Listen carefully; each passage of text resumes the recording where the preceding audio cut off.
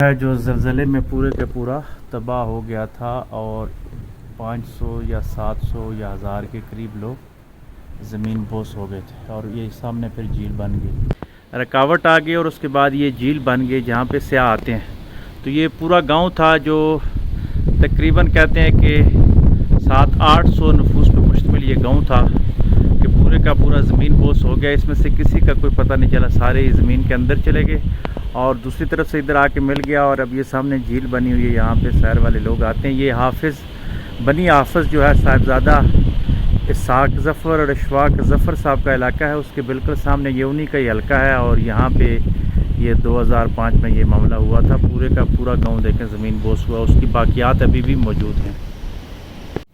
بنی حافظ کے سامنے بالکل یہ چکار کے علاقہ ہے جہاں پہ پورا گاؤں یہ 2005 کے زلزلے میں زمین بوس ہو گیا تھا۔ اس گاؤں کا کوئی بھی آدمی نہیں بچا تھا۔ یہ جو درختوں سے خالی علاقہ ہے بالکل لینڈ سلائیڈنگ والا نظر آ رہا ہے۔ تو 2005 کے زلزلے میں یہ بالکل زمین بوس ہو گیا تھا سب۔ وہ گاؤں ہے جو زلزلے میں پورے کے پورا تباہ ہو گیا تھا اور 500 یا 700 یا 1000 کے قریب لوگ زمین بوس ہو گئے تھے اور یہ سامنے پھر جھیل بن گئی۔